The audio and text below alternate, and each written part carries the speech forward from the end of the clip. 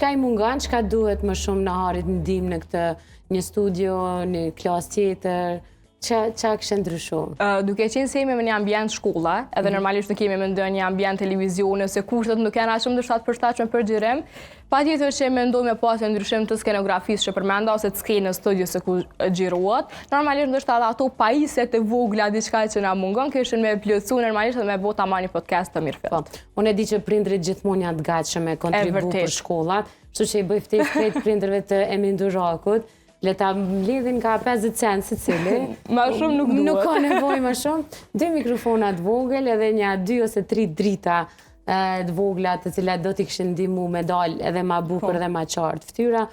Nuk është ndaj buxhet shumë i madh, prindrit e nxënësve të shkollës Emin Duraku me një donacion për shkollën 50 cent euro do të mund të kishit investu bukur në këtë podcast. Po, që ke fundi do me thonë normalisht që një farë me kontribute gjithë cilit prej neve nuk duhet me qenë gjithçysh veç monetar. Unë e thëmë shpesher që kemi mbështetjen e jashtëzakonshme edhe prej stafit shkollor. Do me thonë momentin që i thimi se normalisht drejtori është ai më kryesori, në momentin që i drejtuemi se kjo po na mungon, ai gjithmonë gjen zgjidhje që më na e plotsu dhe mos më na lën keq për një diçka caktuar. Edhe unë them gjithmonë që ndoshta ai donacioni më kryesor dhe më i vlefshëm për mua se në hartë nxënësat është thjesht ndoshta ndihmesa sa pak e vogël në realizimin e tij.